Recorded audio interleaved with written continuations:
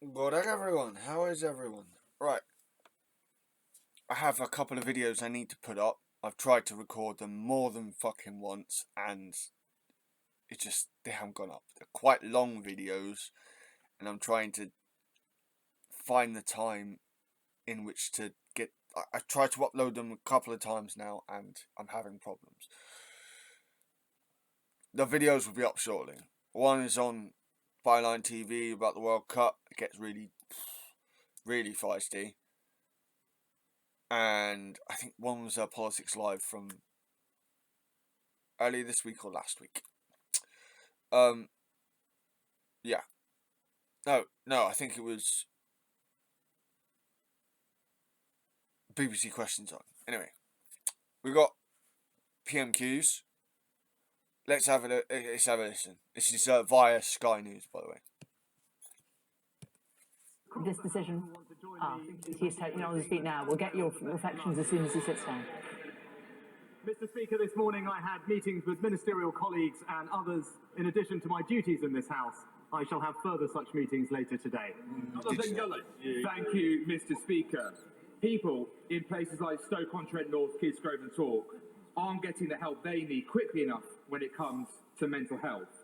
Fellow campaigner James Starkey and I were delighted when the Prime Minister, who was then Chancellor, said he would back our campaign every step of the way to get mental health nurses into GP surgeries. So will the Prime Minister deliver on his promise, back our No Time to Wait pilot scheme developed by the Royal College of Nursing and help get people the support they need? Well, Mr. Speaker, can I thank my honourable friend for his continued campaigning on this important issue. I'm pleased to tell him all 1,250 primary care networks in England are entitled to recruit up to 2 mental health practitioners to work in surgeries. I know the BMA and NHS are looking at expanding that, and I look forward to working with him to ensure that his constituents in Stoke get the mental health support and care that they need. We now come to the Leader of the Opposition. Thank you, Mr. Speaker, and congratulations to England and Wales on their start to the World Cup, and good luck for the rest of the tournament. Definitely. Mr. Speaker, the World Cup doesn't belong to FIFA, and it doesn't belong to the host nation. It belongs to everyone who loves football. It's totally unacceptable that during this tournament, gay football fans are unable to acknowledge who they love, and players have been threatened with suspension if they show solidarity with those fans. Shame on FIFA. Britain faces the lowest growth of any OECD nation over the next 2 years. Why?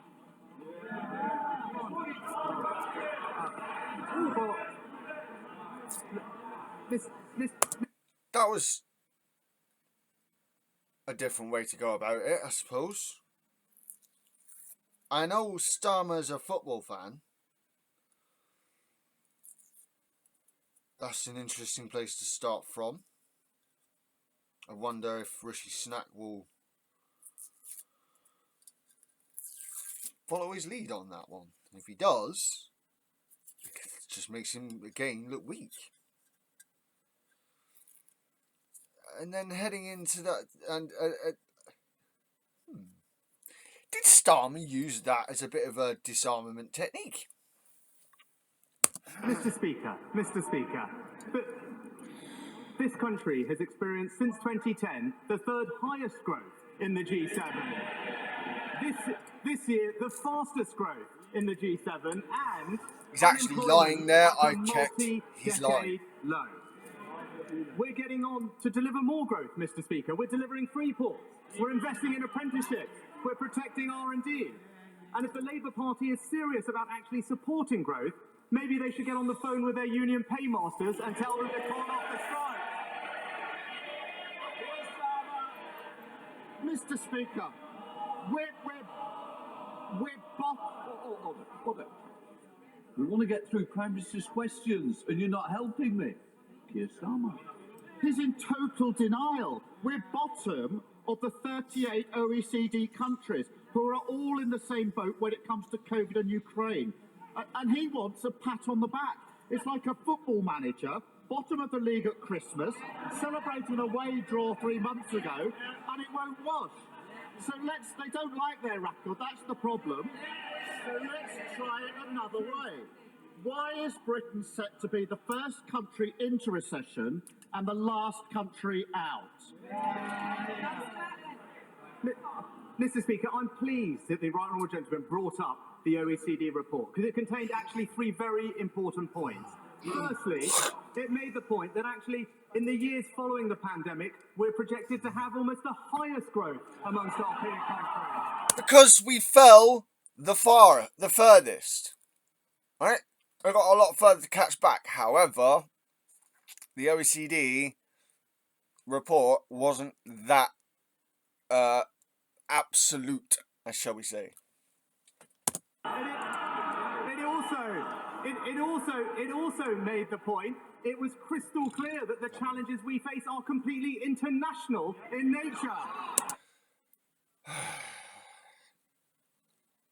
That is complete bullshit. And thirdly,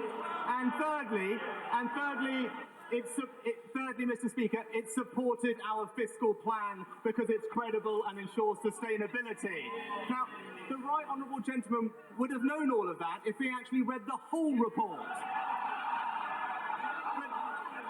But he's not interested in substance. He's an opportunist, Mr. Speaker.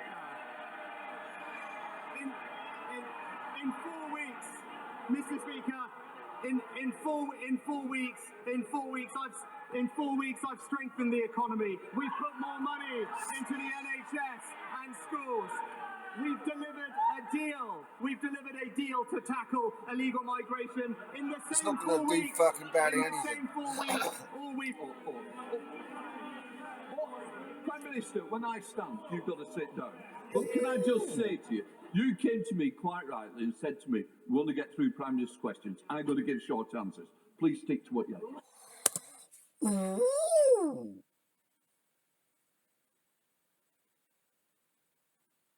The speaker's getting sassy. Ooh. Well, isn't that just interesting? Ooh. I mean, it would be really nice if we'd done that with Boris Johnson. But, you know, speaker's a chocolate bio, as useless as a chocolate bio apparently. Ashtray on a motorway. Mr. Speaker, there's only one party that's crashed the economy and they're sitting there. And I noticed this, Mr. Speaker. He won't say why Britain is set to be the first into a recession and the last out. So I will. 12 years of Tory failure, followed by 12 weeks of Tory chaos. For a decade, they've let our economy drift aimlessly before suddenly cutting the parachute ropes and slamming it to the ground. And because of the changes he's made, a typical household will end up with tax increases of £1,400. They don't want to hear about these tax increases of £1,400. Contrast that to a super wealthy non-dom living here but holding their income overseas. How much more... Order. Mr. Young, I don't need any more. I don't need shouting, don't need pointing. You're meant to be a good example when you sit on this front bench. Because you're the second, don't spoil what you're meant to do. Mr. Speaker, I don't think I want to hear this. Because of the changes he's made, a typical household will end up paying tax increases of £1,400. Contrast that to a super wealthy non-dom living here but holding their income overseas. How much more has he asked them to pay? Just order. As I said to the Prime Minister, I said to the Leader of the Opposition, I've got to get through this list. I need you both to help me and think of other members. Come on, Prime Minister. Well, Mr. Speaker, Labour had 13 years to address this issue and did nothing. That doesn't fucking matter whatsoever. This is if evolution is a thing, like, you know, it's all well and good saying Labour should have, but you're the ones who've been in power for the last 12 years. Why didn't you do it? Ben. The Conservative government that took action and tightened the rules. But the problem with his idea is that it would end up costing Britain money. Not my words, the words of the former Labour Shadow Chancellor. But rather than peddling fairy tales and gesture politics, let's actually tell him what we're doing to deliver for this country. A record increase in the national living wage, protecting millions from energy bills, protecting the pensioners' triple lock. That's what we're doing for this country. Mr. Speaker, if they'd grown the economy at the same rate as the last Labour government, we'd have tens of billions of pounds more to spend on that. Mr. Speaker, it wasn't a trick question. The answer is he's not asked non-doms to pay a penny more. Every year, he talks about the money. Every year, that's £3.6 billion thrown away because he won't make them pay their taxes here. How many extra doctors could Britain afford with that money? Well, Mr. Speaker, I'm pleased that he brought up doctors, because last week we delivered record increases in funding for the NHS. Not just more doctors, but more nurses, more scans, more operations. That shows our commitment to prioritise the NHS. Not my words, the words of the NHS Chief Executive. Scrapping the non-dom status would allow us to train 15,000 doctors every year. That's what Labour would do. And we can carry on handing out tax breaks to the super rich. Or we can live in a society where people don't have to go private to get a doctor's appointment. It's that simple. He also hands Shell 90p for every £1 they spend drilling. So they haven't paid a penny in windfall tax. Mr. Speaker, you may have seen this week that somebody shredded £10,000 in protest at those propping up an oil and gas giant. But he shreds £10,000 every other minute propping them up. Which does he think is the more absurd? Mr. Speaker, this is the government that has actually put in place an economic plan that will deliver confidence and stability to our economy. Oh, and all dear. I've heard from Jonathan today, there's no answers, there's no substance, because there's no plan. He just Mr. gave you... Speaker. What? He talks about the NHS, we're delivering record funding to the NHS, but we... I find it funny that there's no plan. Despite the fact that Starmer literally just said we would put the money, at least some of the money from what we get off of nom-doms into training 15,000 new nurses.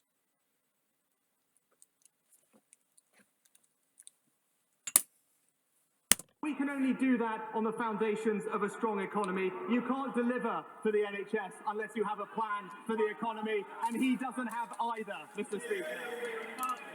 Mr. Speaker, every time he opens his mouth, another powerful business voice says he hasn't got a plan on growth.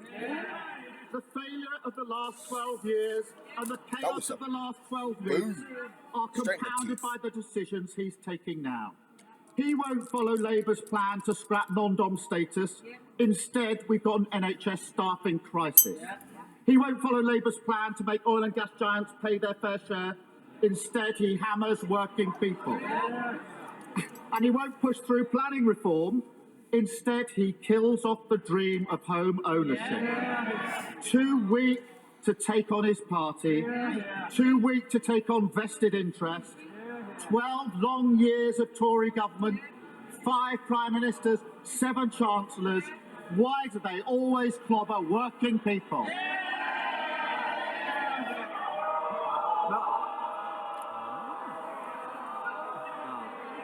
Mr. Speaker, he talks about leadership. This summer, I stood on my principles and told the country what they needed to hear, even though it was difficult.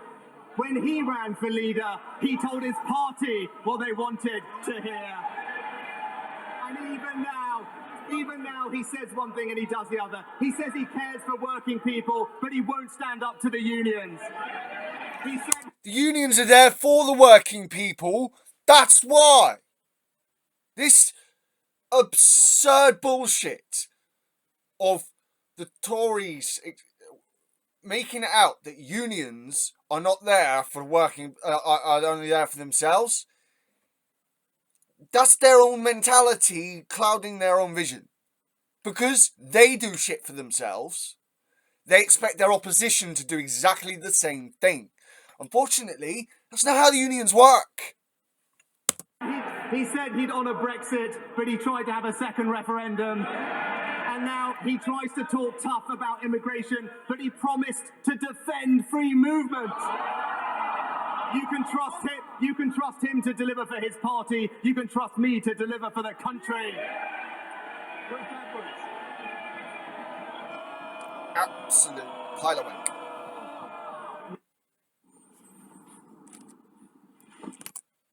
Not getting fucking copyrighted here. Ruth Edwards. Thank you, Mr. Speaker. As we debate how to best help our constituents with their energy costs, 10 million people in Ukraine are without power due to Russia's barbaric strikes on the country's energy infrastructure. So can my right honourable friend set out what support we will be providing to our Ukrainian allies to help them repair the damage and keep their citizens warm this winter? I'm pleased to tell my honourable friend that I spent time discussing this with President Zelensky at the weekend and talking to Ukrainian families about the impact these awful strikes are having on them. I know the whole House will be proud to know that we're providing millions of pounds of immediate support with generators, shelter and water repairs on top of the 570 mobile power generation that we are donating to power facilities across Ukraine. We're also working with the government to repair critical infrastructure with 8 projects identified by UK Export Finance to be delivered in the near future. We now come to the Leader of the SNP, Ian Blackford. Thank you, Mr. Speaker. I'm sure the whole House will want to join me in welcoming the moderator of the Church of Scotland to our proceedings this afternoon and to thank him for his sermon at St Margaret's this morning. Mr. Speaker, this morning the Supreme Court clarified a point of law, but the very point of democracy in this union is now at stake, and democracy will not be denied.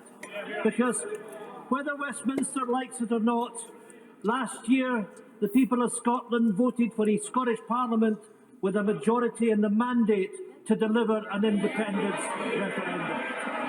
The Prime Minister has every right to oppose independence.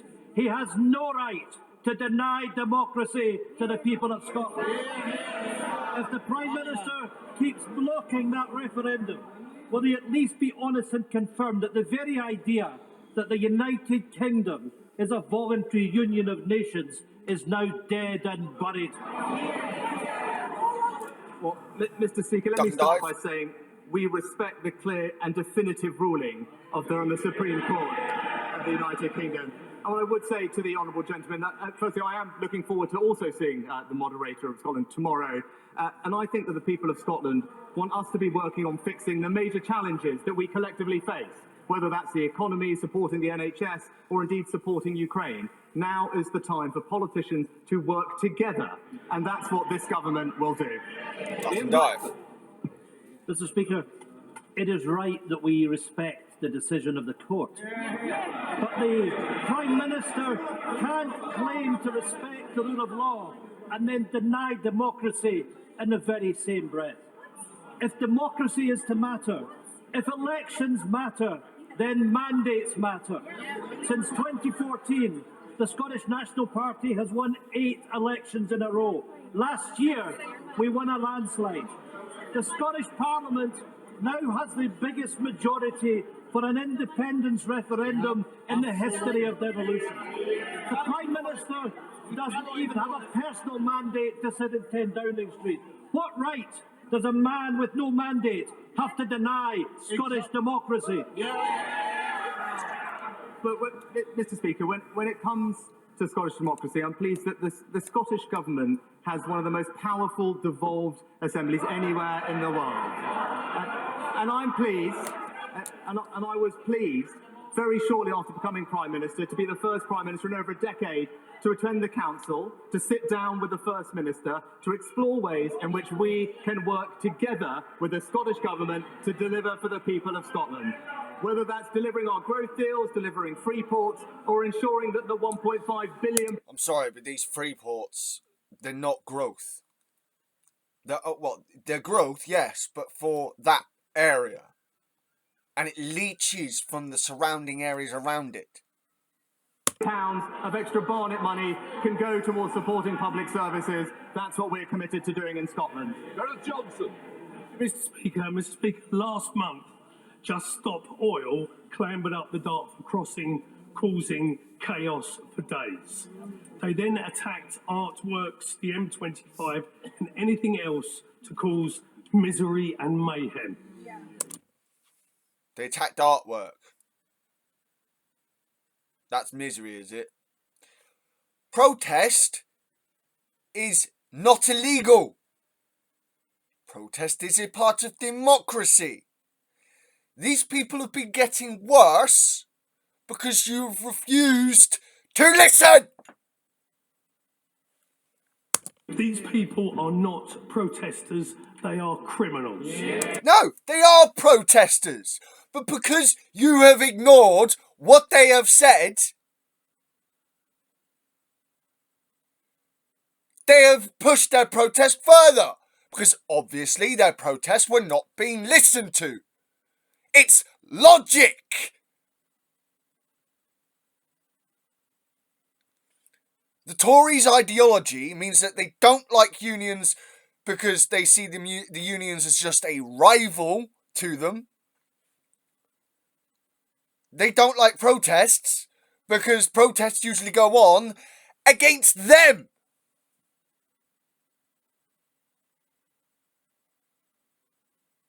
They don't have a legitimate argument here.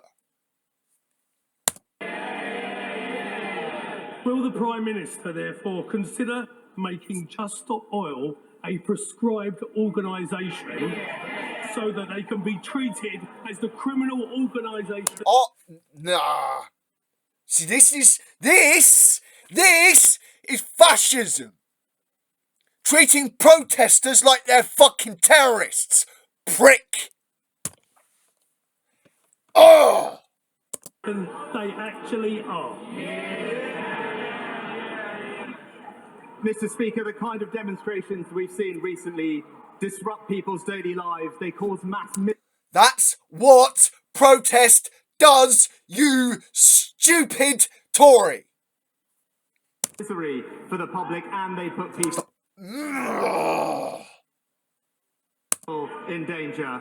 The police have our full support in their efforts to minimise this disruption and tackle reckless and illegal activity. The Public Order Bill will give them the powers they need, and I look forward to seeing the support that bill receives from every part of this House. Neoconservative fascism. One of my constituents, Vanessa, has contacted me in floods of tears. Her mortgage payments have risen by £500 a month. She and her husband were already struggling with high energy bills and high food bills.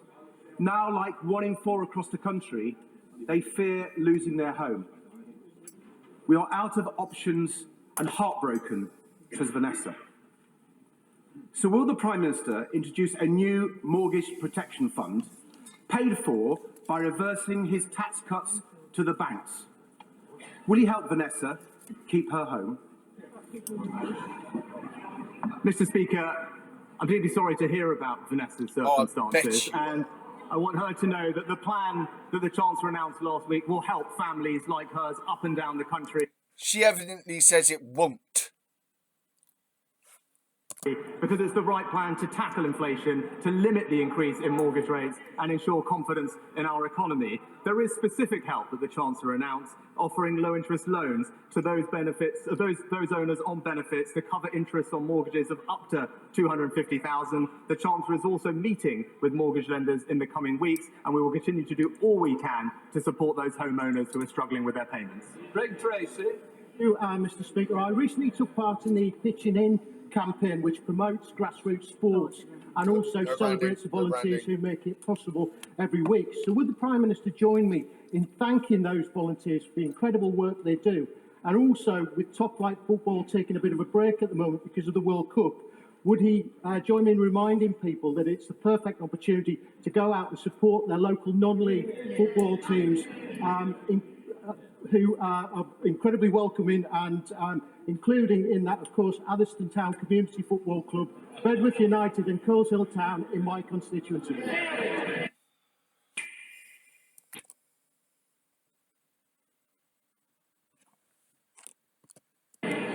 Well, I'm happy to join my honourable friend in praising all his local teams, and he makes an excellent point, actually, that volunteers have a vital role to play in community sport and actually the delivery of major events, and I join him in thanking them for everything that they do.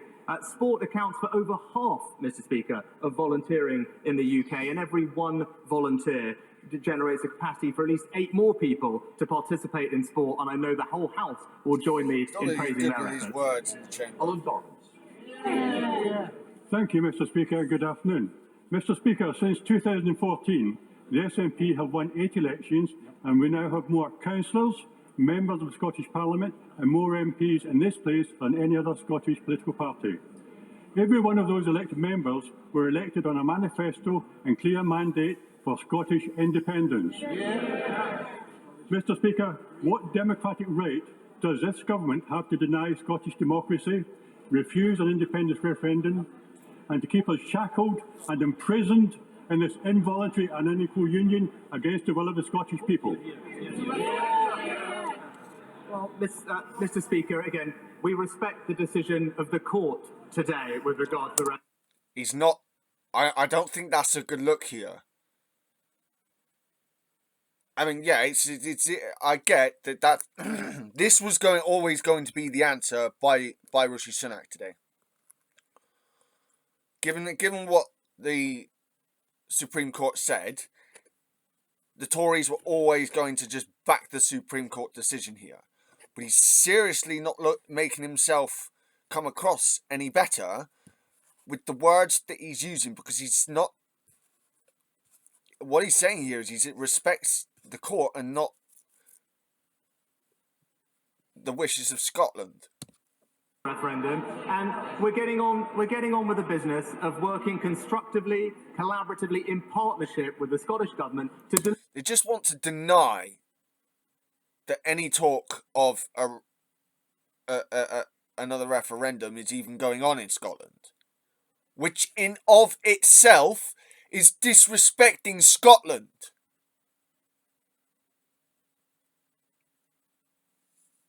Deliver for his constituents. Indeed, the Ayrshire Growth Deal is investing over £100 million to make use of his region's strong industrial heritage, potentially making more use of renewable energy. That's the kind of positive project we should be focused on, and that's what we'll keep on delivering. John Penrose. Mr. Speaker, the Prime Minister has rightly promised to recruit a successor to Lord Geidt as his ethics advisor promptly.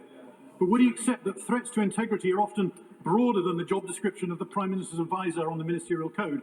And will he therefore commit to introduce the additional measures in the new 5-point integrity plan on topics like lobbying and conflicts of interest, developed with organisations like Transparency International and Spotlight on Corruption, to show he will walk the talk and put party integrity and government integrity at the heart of our democracy?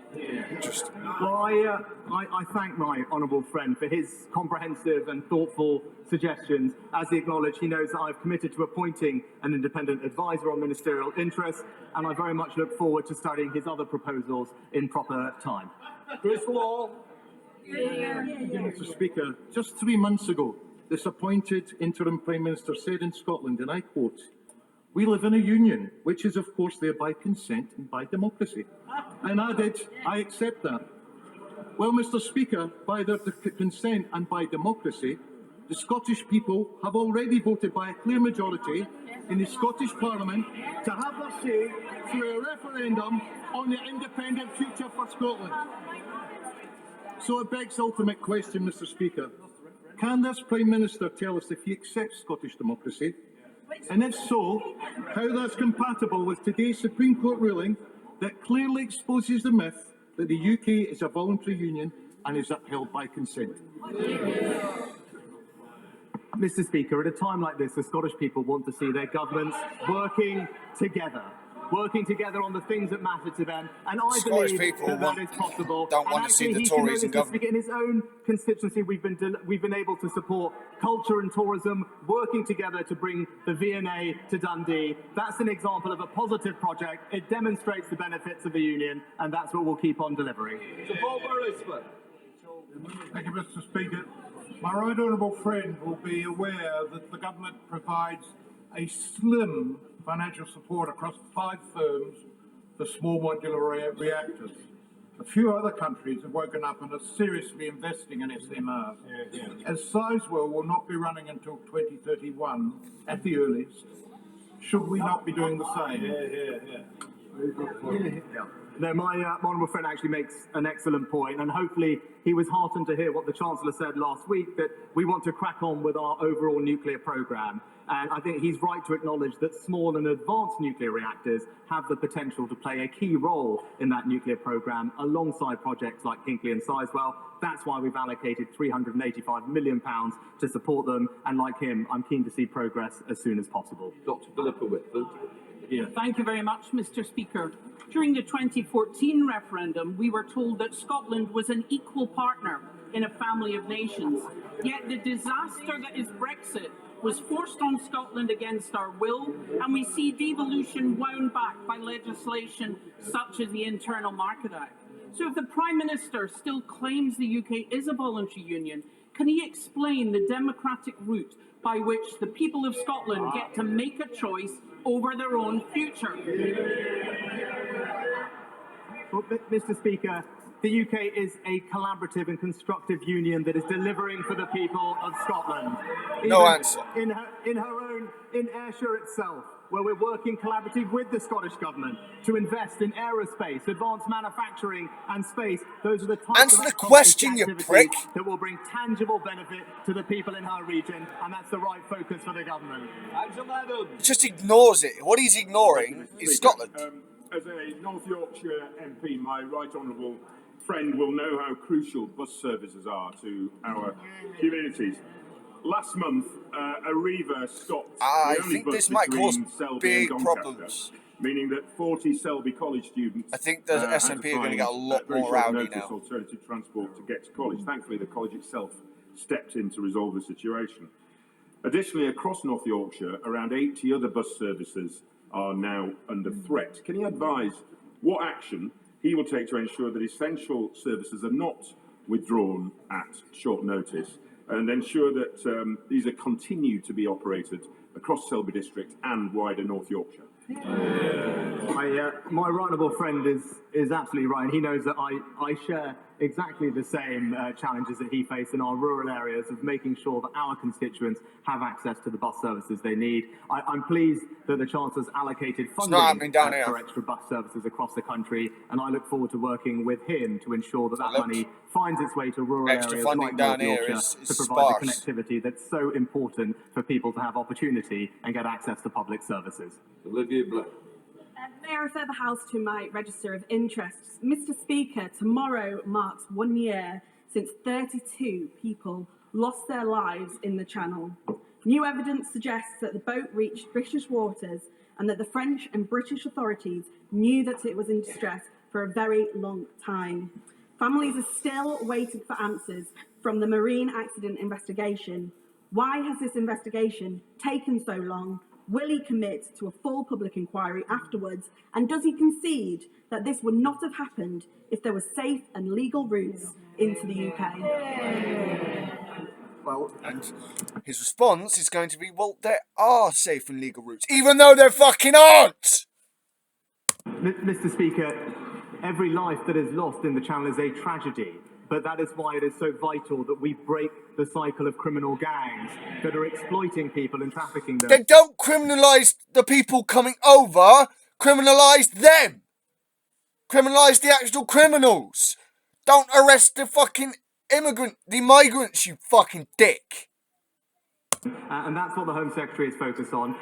We have accepted over 380,000 people over the past few years because this is a place where people can seek refuge and sanctuary, but we must be able to do that in a sustainable way, and that's why it's right that we tackle illegal migration. Complete bullshit. Mr. Speaker, Mr. Speaker, rising energy bills are a challenge for all of us, and constituents in Sleaford and North Hykeham are very grateful for much of the support that has been given by government. But with temperatures this week falling below freezing in Lincolnshire, those living in park homes are particularly concerned at when they will receive their support.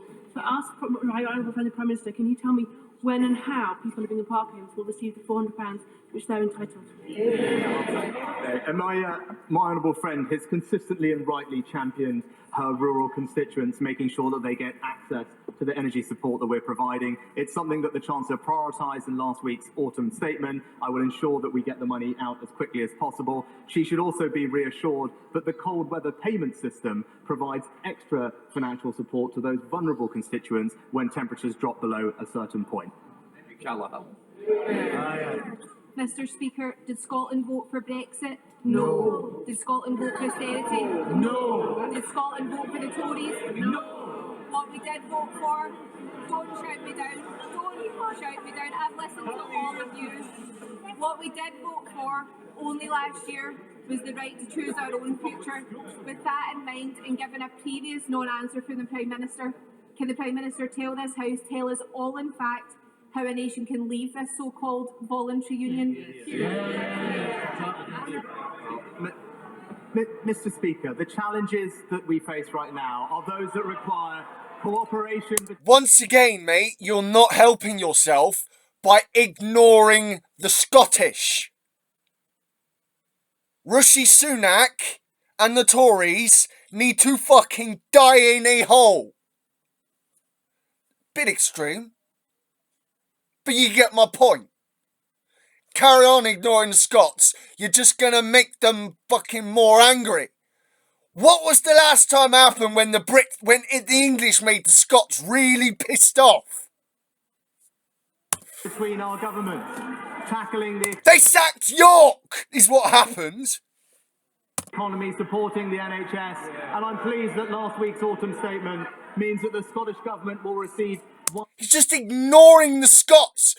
3, 4, 5 times now. The SNP on the Scottish benches have asked how if the Supreme Court will not let us have our next referendum, how is it that a country in a family of nations, in a voluntary family of nations, is voluntarily supposed to leave this voluntary family of nations? And he refuses to say a damn word.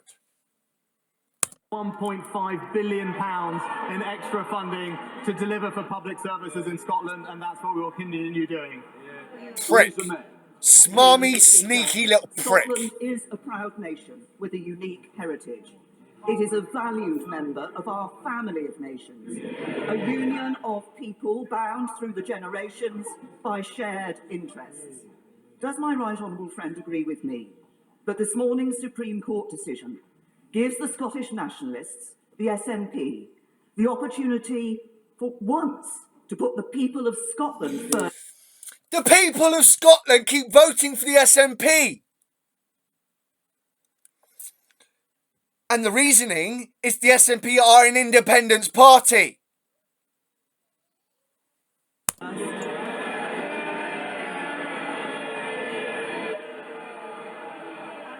This is going to make things worse. And end its obsession with breaking us apart.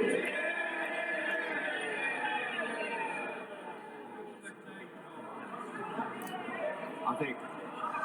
Yeah, this is just going to piss a lot of people off. My right honourable friend put it very well, Mr. Speaker. Angus Brendan McNeill. Thank you, Mr. Speaker. The Prime Minister won't answer, but it's obvious that the route to Scottish independence is now elections, and we know Prime Ministers could be many of them. Now, Mr. Speaker, inequality cost, and in France, the middle earners earn 20% more than in the UK, and low earners earn 25% more. This inequality is why the cost of energy and the cost of living hits people worse in the UK, and it's why I'm for independence, incidentally, to choose a better path. But meantime, in my constituency, there are both more off-grid fuel customers and a higher rate of fuel poverty than in Northern Ireland. So will the PM do the right thing and extend the £200 payment that's going to Northern Ireland to the off-grid customers in my geographically distinct constituency, the Hebrides, on the basis of fairness? Yes or no? Yes or no? last week's autumn statement announced £55 billion to support families and businesses across the United Kingdom with their energy bills. And the Chancellor paid particular attention to those that are off-grid in rural areas by doubling the support to £200 for them. It's and not that will enough. help many people in his constituency and across the United Kingdom. It's not enough. I'm sure we'll both be celebrating this weekend what we consider to be one of the best days of the year, and that is Lancashire Day. Personally, for hosting the event in Parliament. So will the Prime Minister, though he represents a Yorkshire constituency, join me in welcoming our Lancastrian local leaders and businesses to Parliament Day and join us in supporting our proud history and bright future by levelling up what we consider to be best county?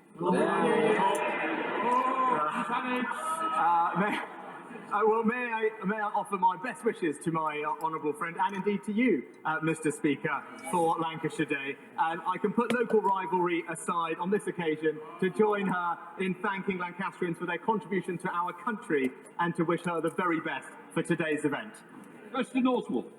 Mr. Speaker, what we've heard from the Prime Minister today is, in essence, that no matter how Scotland votes, Westminster will decide.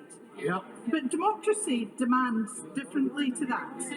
Mr. Speaker, the late Canon Kenyon Wright said, what if that other voice we know so well says, we say no and we are the state?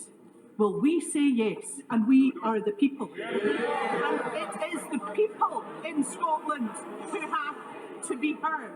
This place can't stand in the way of democracy. And if this Prime Minister with no mandate thinks it can, is he seriously telling us that this is a voluntary union of equals? Well, Mr. Speaker, we are focused on not on the SNP, but on the people of Scotland. That's who we're delivering.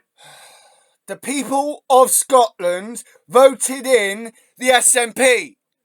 So by ignoring the SNP, you are ignoring the people of Scotland, you Tory cunt! I'm happy to meet with the First Minister, as I continue to do, to deliver for them, whether it's in her own constituency with a growth deal, whether it's moving civil service jobs to Scotland, whether it's delivering free ports or indeed the extra... The free ports don't help! This is a government that will deliver for the people of Scotland, and we will do it constructively and collaboratively. Order, order. I would now like to make a statement. On the 20th of October, the Culture Media Sport Committee published a special report on answers given to it by the Right Honourable Member for Mid-Bedfordshire, when she was the Secretary of State for DCMS. The Honourable Member for Ochil, South and Perthshire subsequently wrote to me asking for precedent for a complaint of a breach of privilege, as was his right. I declined to do so since the bar for such a complaint is high. The House should only take action when essential in order to provide reasonable protection for the House, its members or its officers from improper obstruction. I note the committee itself, of which the Honourable Gentleman is a member, has said, had Miss Doris remained the Secretary of State, driving policy of selling the channel, we may have sought referral to the Privilege Committee. But as her claims have not been inhibited, the work of the committee, and she is no longer as a position of power over the future of Channel 4, we are instead publishing this report to enable the House and its members to draw its own conclusion. So I consider it appropriate to respect the committee's assessment of the situation.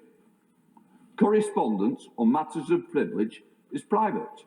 Indeed, had to go to great lengths to ensure that members can write to me in confidence on any matter, knowing their communication will remain private. Expect the same courtesy in my replies. The Honourable Member has seen fit to give a partial and biased account of my letter on Twitter, and I await his apology.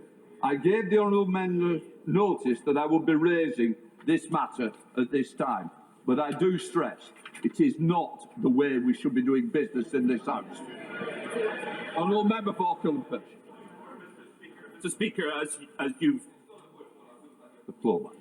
Mr. Speaker, as you've just explained, the Commons Culture Committee, in which I sit, published a unanimous cross-party report about the testimony of the Right Honourable Member, and the testimony she gave to the committee, and there are now considerable public interest in what should happen next. I want to put on record, Mr. Speaker, that I deplore social media pylons against you or indeed anyone else. I've been on the receiving end of them, and they are exceedingly unpleasant. But could I ask for guidance on what I and other members should tell their constituents about integrity in politics in this context? If someone misleads the committee, what should happen next? Can I just... Wait, so did Nadine Dorries get found to have misled the committee? Say, integrity is that, first of all, Clinton's letter, but only half the letter is not integrity. In fact, far from it. It misled the people of this country. It certainly put me in bad light with the people of this country, and I don't expect that to happen in an impartial speaker. So if that was an apology, I don't think it was very good. David Davis. Mr. Speaker, in following on from that, honourable members of this House have certain strict duties on them. First, there is a duty of upholding the institutions of this House. Clearly, in breaching the confidentiality of the Speaker's private correspondence, the member for Opal and South Perthshire has knowingly broken that rule. And frankly, for that, if that was an apology, that was not sufficient for that alone. But we also have a duty to tell the truth. Now, in his public pronouncements, he implicitly criticised you, Mr. Speaker, for not referring the DCMS Secretary of State to the Privileges Committee. But you were simply following the convention of agreeing with the DCMS Select Committee, of which he is a member. And when they decided not to refer, there was no minority report from him. There was not even a vote against from him. It was a unanimous vote. So what he was trying to do, Mr. Speaker, was to blame you by his partial release of his letter, and he was leading the public to believe that somehow you made this decision against the wishes of the committee. Interesting. The rules of this House do not allow me to assert whether I view the misleading of the public as deliberate. So the House can make its own judgment on that. But this miserable half apology was completely inadequate for the breach of this measure. Fair enough. I'm going to leave it there for today, and I hope John will reconsider the way he's put his umpire. Now, I come to the urgent question. I'm going to let members leave before...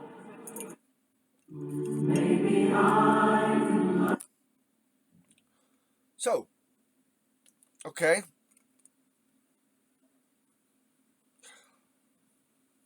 I think the Scots are going to get worse.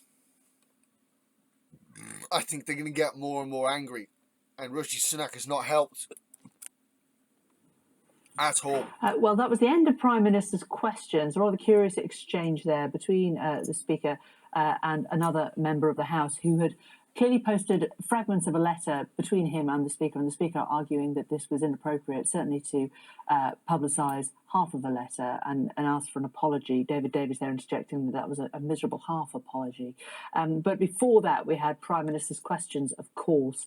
But we're now going to get an urgent question from Ian Blackford. Let's listen in. Ask the Prime Minister to make a statement on the decision of the Supreme Court and the rights of the Scottish Parliament to call for an independence referendum.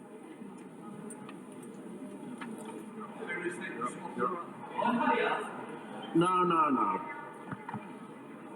Mr. Speaker, I'm grateful to the Right Honourable Member for providing me with the opportunity to address the House on this important ruling of the Supreme Court on the issue of the competence of the Scottish Parliament to legislate for a referendum on independence. I thought urgent question was for the Prime Minister. The UK Supreme Court has today determined that it is outside the powers of the Scottish Parliament to hold an independence referendum. And I respect the Court's clear and definitive ruling on this matter. The Scottish Government's Lord Advocate referred this question to the Supreme Court, which has today given its judgment. And, Mr. Speaker, the UK Government's position has always been clear that it would be outside the Scottish Parliament's competence to legislate for a referendum on Scottish independence because it is a matter wholly reserved to the United Kingdom Parliament. We welcome the Court's... Why? That means, what to my ears, what that means is that this is in fact not a family a voluntary family of nations. That is a lie. Unanimous and unequivocal ruling, which supports the United Kingdom's government's long-standing position on this matter.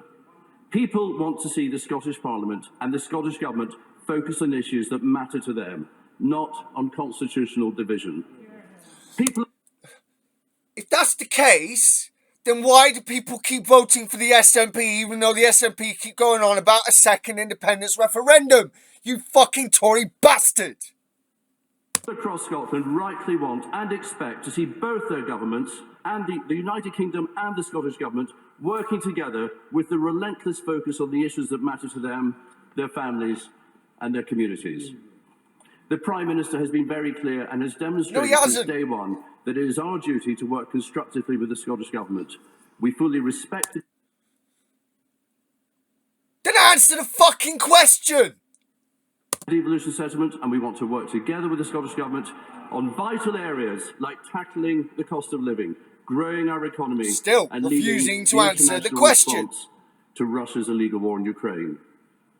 At this time of unprecedented challenges, the benefits of being part of the United Kingdom have never been more apparent. Never been more apparent. Mr. Speaker, the United Kingdom Government is providing the Scottish Government with a record block grant settlement of £41 billion per year over the next 3 years. And the people in Scotland are benefiting from unprecedented cost of living support announced by this Prime Minister and our Chancellor. It is important now that we move on from constitutional issues to focus on tackling... The whole thing about the SNP is they're there to champion for independent Scotland. The fact that pretty much every Scottish MP is an SNP member or an SNP MP means the Scots want independence. They don't want to hear this tripe coming at you, your Tory gobs. Our shared challenges. I therefore welcome the Supreme Court judgment, and I call on the Scottish Government to set aside these divisive constitutional issues so that we can work together, focusing all of our attention on and resources on the key issues that matter to the people of Scotland. Mr. Speaker, the United Kingdom Government is proud of its role as the custodian of the devolution settlement.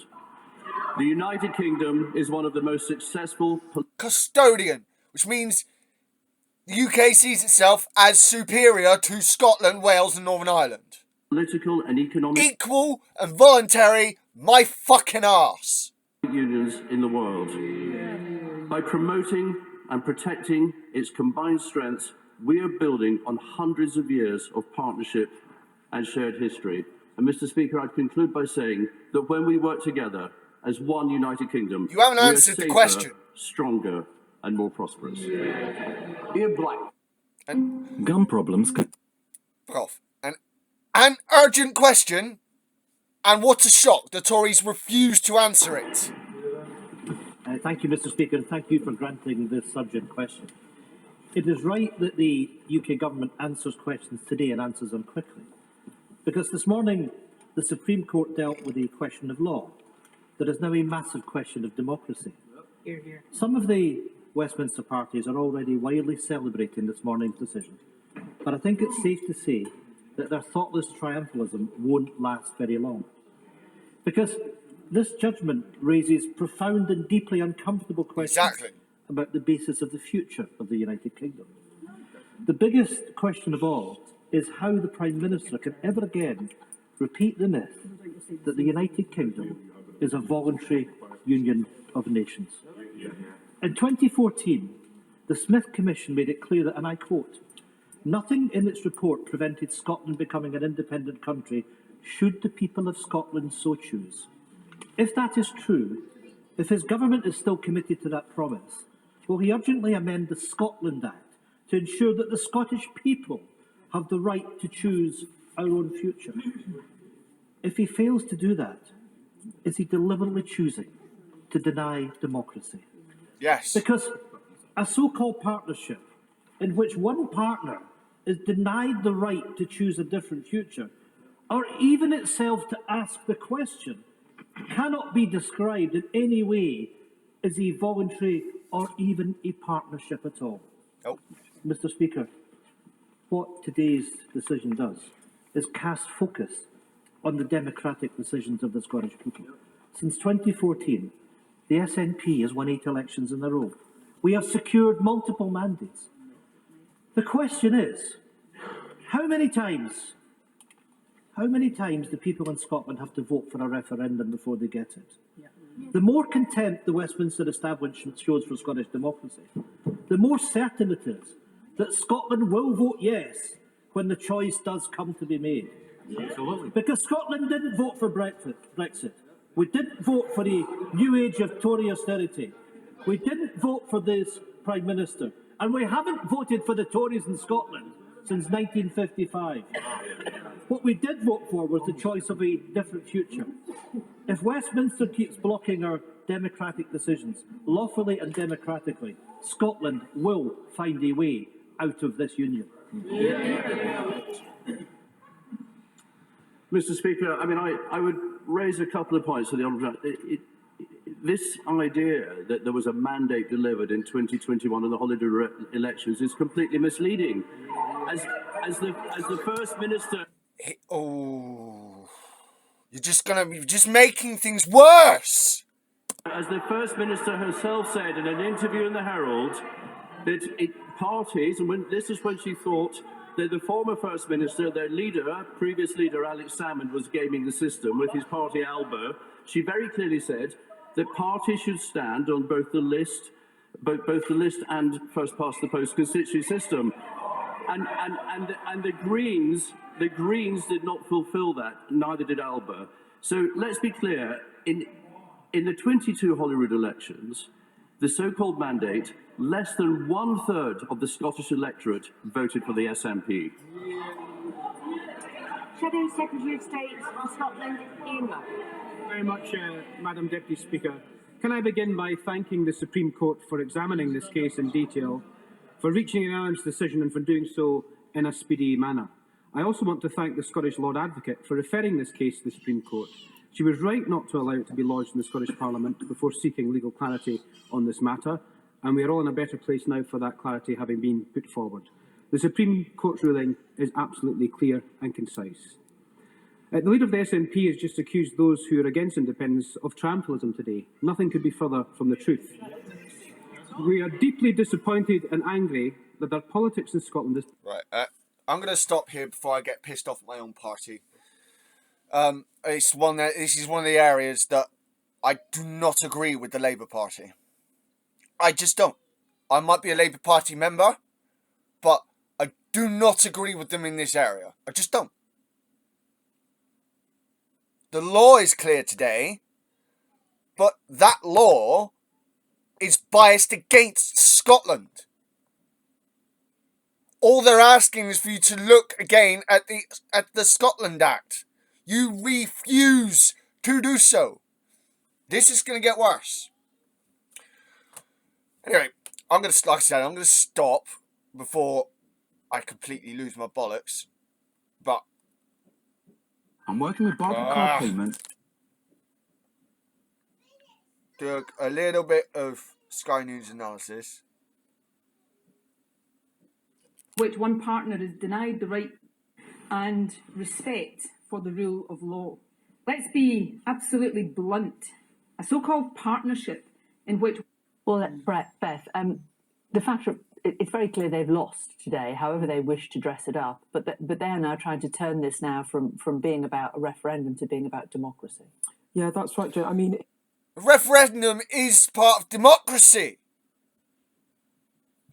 It was expected, there was an expectation that the Supreme Court would rule in this way, that it is not up to the Scottish Government to hold a referendum, that has to be a decision consented to by the UK Government.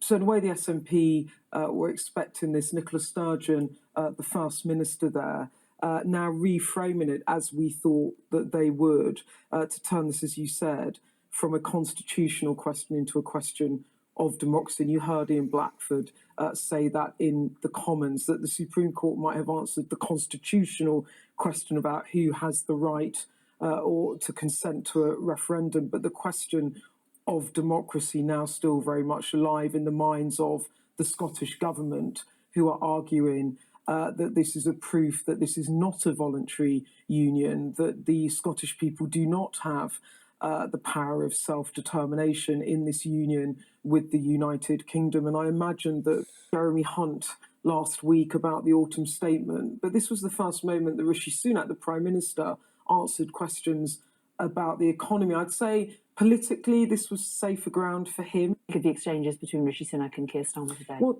what was interesting about this was we'd just cut forward there because, like I said, my views on the Scottish independence thing, or on all this happened today. Yes, the law has been laid down. However, Parliament makes the laws. If the SNP is supposed to be part of that Parliament, why don't they get a say? Why? Because they want to leave. And Britain doesn't want Scotland to, and the UK government doesn't want them to leave. But that means it's not a voluntary partnership, is it, dickhead? Obviously heard a lot from Jeremy Hunt last week about the autumn statement, but this was the first moment that Rishi Sunak, the Prime Minister, answered questions about the economy. I'd say politically this was safer ground for him. He's a former Chancellor. He's very used to standing up at the dispatch box talking about economy. So I think in terms of the optics of it, he was clearly more comfortable. He's had three... It felt like he'd had a good breakfast. Well, that's what you said. Did you say he's had his Weetabix? He's had his Weetabix as well. I mean, if you think about the past three sessions have been so torrid for him. He had questions over Braverman and her reappointment, extremely controversial. He then had questions over bullying allegations, the resignation of Gavin Williamson. So he's had some really difficult weeks. This was easier for him in terms of the politics because he's more comfortable on the ground of economy. But in terms of easier, but not easy. The questions, it wasn't comfortable. I mean, there are two issues that Keir Starmer drew out there. The first is the OECD report saying that the UK is forecast to grow the slowest, have the worst economic performance of all G7 countries, which makes the argument that, well, this is a global problem that we're all dealing with. That suggests that there is a UK specific element. And of course, the second thing there was the issue of living standards, and living standards falling to their lowest levels since 2013, a lost decade, if you like, falling more steeply in the next 2 years than they have in 6 decades. It really puts into sharp focus the cost of living crisis that people are grappling with. And Keir Starmer is clearly trying to use Prime Minister's questions now to frame himself as the party on side of working people. That was quite difficult for Labour with Boris Johnson because he took so many working votes, if you like, from those traditional red wall seats, and trying to frame Rishi Sunak as a Prime Minister on the side of vested interests. He used three examples there. He talked about oil and gas profits. He talked about the failure to more heavily tax non-doms, which Labour claim would garner £3.6 billion in taxation. And then he also talked about Rishi Sunak's decision to delay that housing bill, and that's about building more houses because basically he's facing a Tory rebellion. So again, going back to weakness of the Prime Minister, that I think is a longer term strategy now for Keir Starmer. Beth, thanks very much. Well, you are watching Sky News. So yeah, that's it. I'm done now. I like, this has been.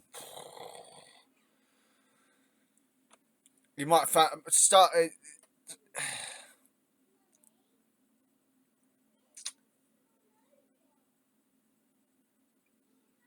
It's